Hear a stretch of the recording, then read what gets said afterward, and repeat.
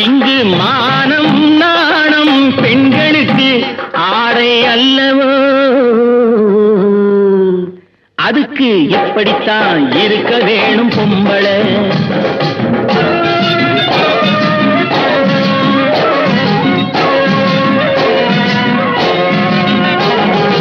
உடல் அழகை ஊரு மெச்ச காட்டக்கூடாது, மேலே உடுப்புகளை இடுப்பு தெரிய மாட்டக்கூடாது. உடல் அழகை ஊரு மெச்ச காட்டக்கூடாது, மேலே உடுப்புகளை இடுப்பு தெரிய மாட்டக்கூடாது. உதட்டு மேல சிவப்பு சாயம் தீட்டக்கூடாது, ஏர் உழவருக்கு ஏத்த பண்பை மாற்றக்கூடாது.